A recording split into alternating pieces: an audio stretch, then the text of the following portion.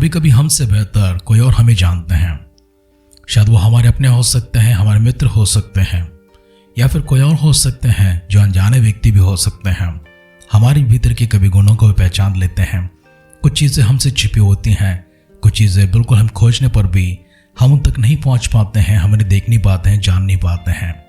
अगर हमारे भीतर ऐसे कोई लक्षण है, ऐसे कोई गुण है, ऐसी कोई खूबियां हैं जिन्हें हम देख नहीं पा रहे हैं, जिन्हें पहचान नहीं पा रहे हैं, और वह समय आता है कि जहां पर हमारी जरूरत पड़ती है और उसका उपयोग किया जाए, तो हो सकता है किसी न किसी रूप से, किसी और के माध्यम से वो बात हम तक पहुंच जाती है। और जब हमसे कहते हैं, हम पूछने लगते हैं, क्या सच में आपको लगता है कि मैं ये काम कर सकता हूँ? क्या आपको सच में लगता है कि मेरे अंदर ऐसी खूबी है? क्या आपको यकीन होता है कि मेरे भीतर इतनी सामर्थ्य, इतनी शक्ति है? क्या पहचान पाते हैं, आप विश्वास करते हैं कि सही मायने में मेरे भीतर ऐसी कोई हुनर है, ऐसी कोई प्रतिभा और कौशल है? जी हाँ, उनका उत्तर बिल्कुल सकारात्मक होता है, क्योंकि हम नहीं जानते थे पर वे जानते हैं। हम जिस नज़र से अपने आप को देख रहे हैं, हम एक सीमित नज़र से देखते हैं, लेकिन बहुत सी आंखें हैं जो हमारी ओर देखती हैं।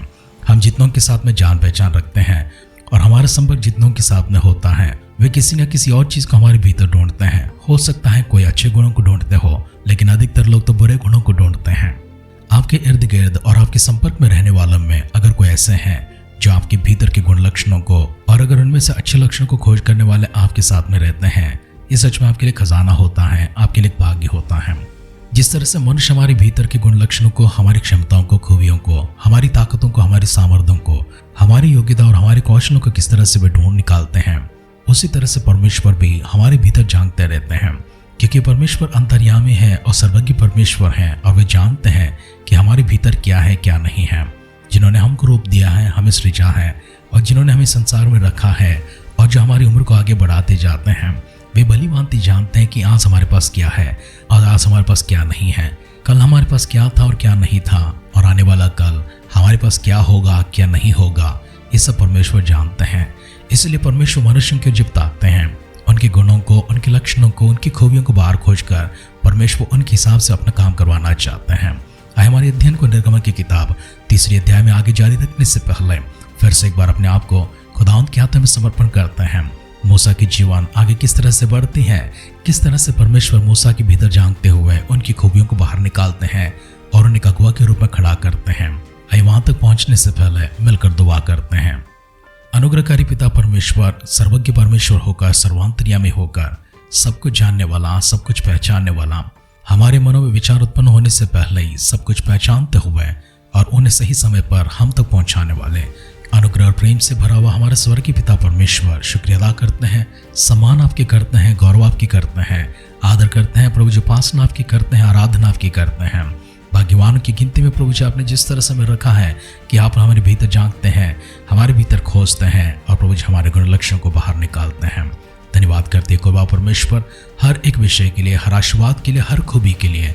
इस सुंदर सा समय जो आपने हमारे जीवन प्रदान की है कि भोर को प्रभु जी तड़के उठते हुए आपके सामने आ सके, आपकी उपासना कर पाए। आपके वचनों से आप हमसे बातें करना चाहते हैं प्रभु जी, आपकी आवाज़ को सुनने, आपके वचनों को ध्यान करने, उन्हें पहचानने, उन्हें समझने और उनके साथ चलने का सामर्थ्य और ज्ञान हम सबको प्रदान करने के लिए पवित्र आत्मा का विशेष अभिषेक से हम सबको भरने के लिए प्रार्थना करते हैं। खुदावंद आपने हमारी प्रार्थना सुनी है, हमें प्रभु जी अपने वचनों से भर रहे हैं, आत्मा से भर रहे हैं, सामर्थ्य शक्ति से भर रहे हैं। इसके लिए धन्यवाद करते हुए हमारे उद्धारकर्ता प्रभु यीशु मसीह के नाम से हमारी इस प्रार्थना को मांगते हैं, सुन और कबूल कर पिता। आमेन, आमेन, आमेन। आध्यात्मिक जीवन की दैनिक खुराक सुन रहे हमारे सारे प्रिय श्रोताओं को, परमेश्वर के भक्त गणों को प्रभु यीशु मसीह के नाम में प्यार भरा जय मसीह की सुप्रभातम और शुभोदय कहते हुए हम सबका मनपसंद ध्यान केंद्र आध्यात्मिक जीवन की दैनिक खुराक में और हमारे इस नए दिन में आप सबका स्वागत करते हैं। आइए प्रार्थना पूर्वक अपने आप को परमेश्वर के हाथों में समर्पण करते हैं। वचन की अगुवाई के लिए हमारे समय को आगे बढ़ाते हैं। हमारी अध्ययन निर्गमन की किताब 3 अध्याय में चल रही है। आइए उसके 10 वचन से पढ़ते हुए हम आगे बढ़ते हैं। इसलिए मैं तुझे फिरौन के पास भेजता हूं कि तू मेरी इस्राएल प्रजा को मिस्र से बाहर निकाल ले आए।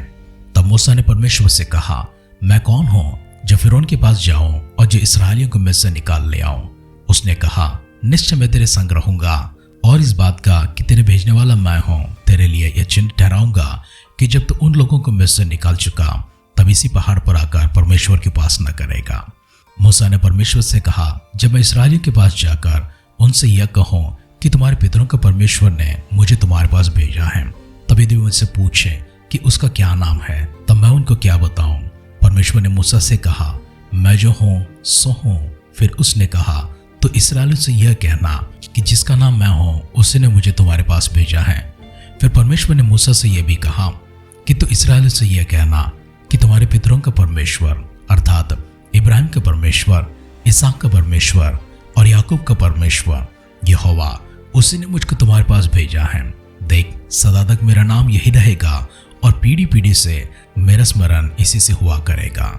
इसलिए अब जाकर इस्राएली पुरनियों को इकट्ठा कर और उनसे कहा कि तुम्हारे पितर इब्राहिम, इसहाक और याकूब के परमेश्वर यहोवा ने मुझे दर्शन देकर यह कहा है कि मैं तुम पर और तुमसे जो बर्ताव मिस्र में किया जाता है उस पर भी चित्त लगाया है, और मैंने ठान लिया है कि तुमको मिस्र के दुखों में से निकालकर कनानी, हित्ती, एमोरी, परिज्जी, हिब्बी और यबूसी लोगों के देश में ले चलूंगा, जो ऐसा देश है कि जिसमें दूध और मधु की धारा बहती हैं। तब वे तेरी मानेंगे और तो इस्राएली परियों को संग लेकर मिस्र के राजा के पास जाकर उससे यह कहना कि इब्रियों के परमेश्वर यहोवा से हम लोगों की भेंट हुई है, इसलिए अब हमको 3 दिन के मार्ग पर जंगल में जाने दे कि अपने परमेश्वर यहोवा को बलिदान चढ़ाए। मैं जानता कि मिस्र का राजा तुम्हें जाने ना देगा, वरन बड़े बल से दबाए जाने पर भी जाने ना देगा। इसलिए मैं हाथ बढ़ाकर उन सब आश्चर्यकरों में से जिसे मिस्र के बीच में करूंगा उस देश को मारूंगा और उसके पश्चात वो तुमको जाने देगा। तब मैं मिस्रियों से अपनी इस प्रजा पर अनुग्रह करवाऊंगा, और जब तुम निकलोगे तब चूचे हाथ ना निकलोगे, वरन तुम्हारी एक एक स्त्री अपनी अपनी पड़ोसन और अपने अपने घर की पाहुनी से सोने चांदी के गहने और वस्त्र मांग लेगी, और तुम उन्हें अपने अपने बेटे और बेटियों को पहनाना। इस प्रकार तुम मिस्रियों को लूटोगे। आरंभ के शब्दों में जिस प्रकार से कहा गया है, हमारे भीतर जो हुनर है, कौशल है, जो क्षमता है, उसे हम नहीं जानते हैं, लेकिन कोई और तो जानते हैं, और साथ ही साथ में हमें सृजने वाले, हमारी रचना करने वाले, हम सबको बनाकर हमारे साथ चलाने वाले हमारे परमेश्वर भलीभांति जानते हैं कि हमारे भीतर क्या है। मूसा चाहते हैं कि वो ना जाए, परंतु परमेश्वर को भेजना चाहते हैं। मूसा कहते हैं कि मैं कौन हूँ जो जाकर मिस्रियों के पास से और खासकर राजा फिरौन के सामने खड़े हो जाऊं और उनकी यहाँ इस्राएली प्रजा को लेकर आऊं। तब परमेश्वर को मनाने की कोशिश करते हैं और उन्हें चिन्ह दिखाने की कोशिश करते हैं, और इस चिन्ह में परमेश्वर ने यह कहा है कि जब तुम वहां से स्वतंत्र हो जाओगे तब इसी पहाड़ पर आओगे और यहाँ पर परमेश्वर की आराधना करोगे, उपासना करोगे।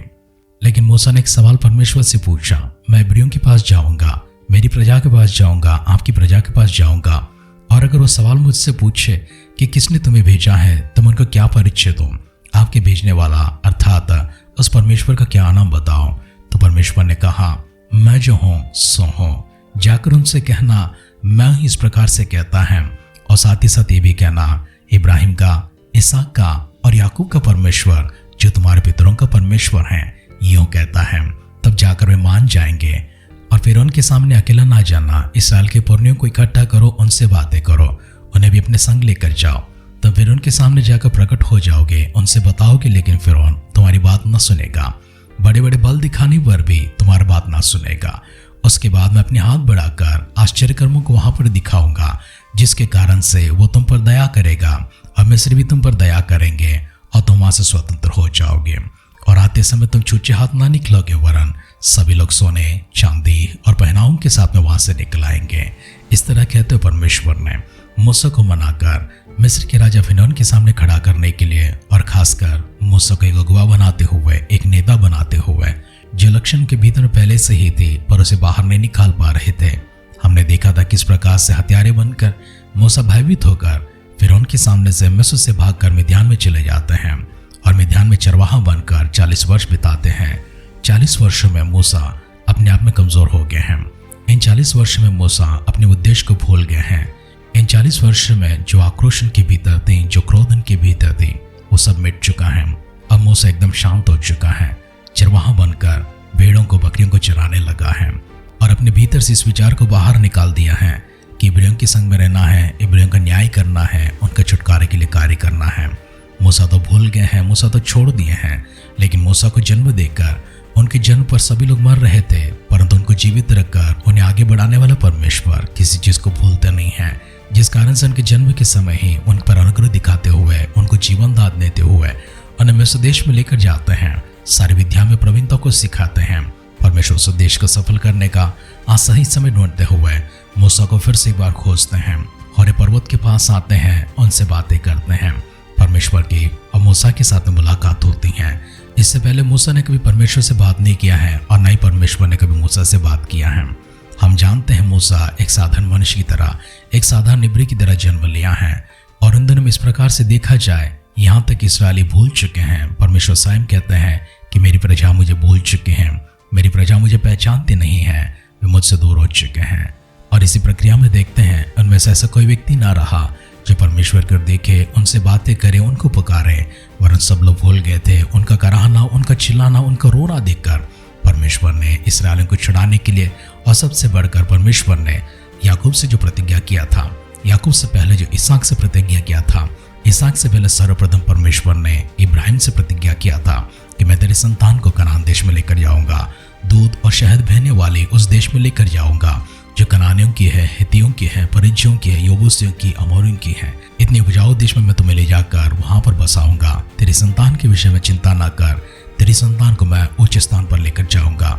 इस प्रकार की शांति के शब्दों के साथ में इब्राहिम को परमेश्वर ने समझाया है और जिस कारण से इब्राहिम परमेश्वर की बात मानकर और निश्चय परमेश्वर जो प्रतिज्ञा मुझसे किए हैं उस प्रतिज्ञा को निभाने का समय आ चुका है, विश्वास के साथ, भरोसे के साथ में अपने बुढ़ापे में संसार को छोड़ते हैं। परमेश्वर इसके बाद इसहाक के पास आते हैं। तेरे पिता के साथ मैंने ऐसी प्रतिज्ञा की है और उसी वाचा को मैं तेरे साथ भी बांधता हूँ। जो बातें मैंने तेरे पिता से की हैं उन्हें तेरे जीवन में पूरा करूंगा, तेरे संतान के जीवन में पूरा करूंगा। इसहाक से फिर याकूब तक आते हैं। याकूब को मिस्र देश में जाते समय कहते हैं, घबराना नहीं, चिंता ना करना, मिस्र देश में तू जाएगा और तेरी संतान को मैं वहां से फुलाकर वहां से मैं बाहर लेकर आऊंगा। तो निश्चय होकर वहां पर जा, तो मिस्र में जाने से न डर। परमेश्वर ने धैर्य देकर, साहस देकर, हिम्मत और हौसला देकर याकूब को मिस्र देश में भिजाया था, जहां पर याकूब अपने घराने के साथ में अपने बेटे यूसुफ को मिलने के लिए, जो उस समय मिस्र का प्रधानमंत्री हुआ करता था, कनान देश से मिस्र की ओर रवाना हो गए थे। और आज उसी मिस्र देश में परमेश्वर उन सारी प्रजा को याद करते हैं, याकूब को याद करते हैं, इसहाक को याद करते हैं, सबसे बढ़कर इब्राहिम को याद करते हैं, जिनके साथ में परमेश्वर ने यह प्रतिज्ञा की थी और इस वाचा को बांधा था। उन्हें छुड़ाने का समय आ चुका है और छुड़ाने के लिए परमेश्वर ने मूसा को चुना है। वचन सुन रहे प्रियजनों, आपके जीवन में छुटकारा का समय आज ही होगा और आपको परमेश्वर इसी प्रकार से चुनेंगे। अगर आप काबिल नहीं हैं तो परमेश्वर निश्चय आपकी छुटकारा के लिए किसी और को चुनेंगे। लेकिन परमेश्वर आपके भीतर के लक्षणों को, आपकी क्षमताओं को, आपके हुनरों को पहचानते हुए, परमेश्वर एक एक चीज को बाहर निकालते हुए आपको जो बनना है, जो करना है, परमेश्वर आपसे करवाएंगे और आपको बनाएंगे। इसलिए परमेश्वर के ऊपर पूर्ण भरोसा रखते हुए अपने जीवनों के हाथों में देकर उस खुदावन से कह दीजिए, प्रभु मेरे भीतर एक बार झांक कर देखे, मेरे भीतर एक बार खोज करके देखे। प्रभु ऐसी कैसी चीज है जो आप चाहते हैं कि मेरे भीतर दिखाई पड़े। अगर दिखाई पड़ते हैं तो परमेश्वर आप उसे इस्तेमाल कीजिएगा और साथ ही साथ परमेश्वर से मुझे भी बयान कर दीजिए ताकि मैं उसके संग चल सकूं। प्रभु आप उद्देश्य के साथ में, योजनाओं के साथ में चलने वाले परमेश्वर हैं, प्रणालियों के साथ में चलने वाले परमेश्वर हैं, सही समय पर काम करने वाले परमेश्वर हैं। हम आपकी आदर करते हैं, हम आपकी सम्मान करते हैं, हम आपकी गौरव करते हैं। आप ही परमेश्वर इस योग्य हैं कि हम आपके पास न करें और आपकी आराधना करें। धन्यवाद करते हैं, धन्यवाद करते हैं, धन्यवाद करते हैं। आइए अपने आप को प्रभु के हाथों में समर्पण करते हैं, प्रभु के हाथों में लेकर चलते हैं। परमेश्वर सच में हमारे गुणों को जानते हुए हमें इस प्रकार से उपयोग करने के लिए अपने जीवन को उनके हाथों में लेकर चलेंगे। जब तक हम अपने जीवन के हाथों में ना देंगे परमेश्वर कुछ नहीं कर पाएंगे। अपने आप में ना रखें परंतु परमेश्वर के हाथों में दे दीजिए। आइए मिलकर प्रार्थना करते हैं। पिता परमेश्वर, हमारे इस देह को, हमारी प्राण को, हमारी आत्मा को, हमारे विचारों को, हमारे सोच संकल्पों को सभी को आपकी दृष्टि में लेकर आते हैं। हमारी वर्तमान की जीवन, हमारी भविष्य सब कुछ आपके हाथों में देते हैं। प्रभु हमें क्या बनाना चाहते हैं, हमसे क्या करवाना चाहते हैं, हमसे ज्यादा प्रभु जी भली भांति आप जानते हैं और इसी प्रकार से हमें बनाने के लिए आपसे प्यार भरा निवेदन करते हैं। आज हमारी कमजोरियों को सामर्थ्य में बदलते हुए, हमारी अयोग्यताओं को योग्यता में बदलते हुए, परमेश्वर हमारी निर्बलताओं में सामर्थ्य देते हुए, हम जो नहीं कर सकते हैं उसे करवाने के लिए, असंभव से असंभव कार्यों को प्रभु जी संभव करवाने की क्षमता और सामर्थ्य रखने वाला परमेश्वर, वही सामर्थ्य, वही शक्ति हमें भी देते हैं। हम इस बात का विश्वास करते हैं, हम भरोसा करते हैं प्रभु जी और मानकर परमेश्वर चलते हैं कि प्रभु जी आपने सच में हमारे जीवन को बदल दिया है और अपनी दिशा में लेकर आए हैं। आभार प्रकट करते हैं परमेश्वर। हमारे सारे परिजनों के लिए फिर से एक बार दुआ करते हैं। हमारे परिजनों में प्रभु जी उनके भविष्य के विषय में अगर वो चिंतित हैं, प्रार्थना करते हैं, उनके भविष्य को प्रभु जी आप उज्ज्वल बनाते हैं, सुनहरी बनाते हैं। इसी विश्वास में चलाने के लिए, जिसे परमेश्वर कभी आपसे दूर ना हो जाए, परंतु आप ही की राह में चलते हुए, आप ही के वचन में खड़े होते हुए, विश्वास में खड़े होकर, स्थिर होकर प्रभु जी आपकी महिमा के लिए अपने जीवन को प्रभु जी उज्जवल बना पाए। धन्यवाद करते हैं प्रभु जी, हमारी प्रार्थनाओं को आपने सुना है। अगर आपकी पुत्र के आगमन में देरी होगी, हम सब फिर से कल सुबह मिलकर आपकी आराधना करने के लिए, हमें जीवित तंदुरुस्त संभालने के लिए दुआ करते हैं। अगर हमारे मिलने से पहले आपकी पुत्र की आगमन बादलों के ऊपर संभव होगी तो स्वर्गराज में शामिल करने के लिए प्रार्थना करते हैं। हमारी हर एक प्रार्थना को प्रभु जी आपने सुनकर हम सबको दे उत्तरों के लिए धन्यवाद करते हुए हमारे उद्धारकर्ता प्रभु यीशु मसीह के नाम से इस प्रार्थना को मांगते हैं, सुन और कबूल कर पिता। आमेन, आमेन, आमेन। ऐसी कोई चीज नहीं जो परमेश्वर आपके भीतर ना देख पाए, और ऐसी कोई चीज नहीं है जो कमजोरी को भी हो, निर्बलता को भी हो, परमेश्वर उपयोग ना कर पाए। क्योंकि हमारी कमजोरियां, हमारी निर्बलताएं, हमारी विफलताएं, हमारी अयोग्यता परमेश्वर ने दूसरी दिशा में बदलते हुए अपने लिए और हम सब के लिए उपयोग करते हैं। और परमेश्वर इसी प्रकार से आपके जीवन में एक बार परख कर देखे और आपको प्रभु इस्तेमाल करें। आपके लक्षणों को, आपकी कौशलताओं को, आपकी क्षमताओं को, आपकी प्रतिभाओं को परमेश्वर आपको दिखाकर आपको अपनी इच्छा के अनुसार चलाए। हमारी इसी दुआ कामना के साथ आज की ध्यान पर समाप्त करते हैं। आप सुनते रहिए, सुनाते रहिए आध्यात्मिक जीवन की दैनिक खुराक। कल फिर मिलेंगे। अपना ख्याल रखिए, अपनों का ख्याल रखिए, दूसरों का भी ख्याल रखिए। God bless you.